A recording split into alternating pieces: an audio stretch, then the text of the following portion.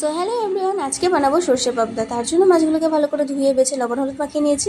এখানে মশলা হিসেবে নেব টমেটো, আদা, কাঁচা লঙ্কা, জিরে, চিনি আর নেব একটু ধনে। ভালো করে পেস্ট করে নিলাম। তারপর আরেকটা পেস্ট বানাবো, কালো সর্ষে, সাদা সর্ষে, দুটো কাজু বাদাম। দেখো, তারপর মাছ ভাজার জন্য কড়াই তেল দিয়ে মাছগুলো ছেড়ে দিলাম। আস্তে আস্তে মাছগুলো ভাজা হয়ে গেছে, তুলে নিয়েছি। তারপর ওই কড়াই আর একটু তেল দিয়ে দুটো চেরা কাঁচা লঙ্কা, কালো জিরে ফোড়ন দিয়ে মশলাটা দিয়ে দেবো। মশলাটা দেওয়ার পর লবণ আর হলুদ পরিমাণ মতো দিয়ে সেটাকে ভালো করে কষিয়ে নেব। দেখো, সেটা কষা হয়ে গেছে। এরপর যে সর্ষে বাটাটা ছিল, সর্ষের পেস্টটাকেও আমরা দিয়ে দেবো। সর্ষের পেস্টটা দেওয়ার পর একটু কষিয়ে জল দিয়ে দেবো। জলটা ফুটে গ্রেভি হয়ে যাওয়ার পর মাছগুলোকেও ছেড়ে দেবো।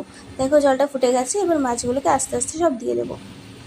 মাছগুলো দেওয়ার পর একটু ফোটালেই ব্যাস আমাদের রেডি সর্ষে পাবদা বা পাবদা মাছের ঝাল। এবার নামিয়ে নিয়েছি।